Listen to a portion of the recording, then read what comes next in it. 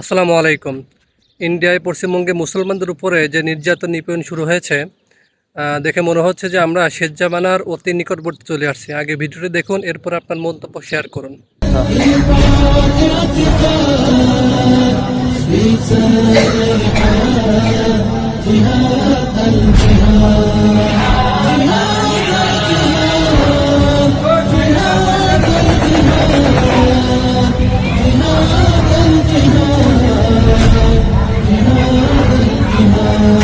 ভারতে আবারও 280টি মসজিদ মাদ্রাসা মাজার গুড়িয়ে দিয়েছে মোদী সরকার। কেন মুসলিমদের সন্ত্রাসী তকমা দিচ্ছে দিল্লি? ভারতের উত্তরপ্রদেশে নতুন করে আরো অন্তত 280টি মাদ্রাসা মসজিদ গুড়িয়ে দিয়েছে নরেন্দ্র মোদী সরকার।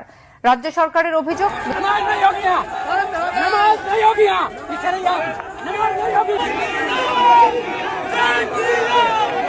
মুসলিমদের এমনভাবে নির্যাতন করছে যেন মনে হচ্ছে যে গরু ছাগল পেটাচ্ছে। শুধু তাই নয়, যে সমস্ত স্কুল কলেজে যে সমস্ত মা বোনেরা যাচ্ছে হিজাব পরে, নেকাব পরে, তাদেরকে নেকাব হিজাব ছিঁড়ে হিঁচড়ে ফেলে দিচ্ছে। শুধু তাই নয়, মসজিদ মাদ্রাসাগুলোতে আগুন দিচ্ছে, ভেঙে গুড়াই দিচ্ছে।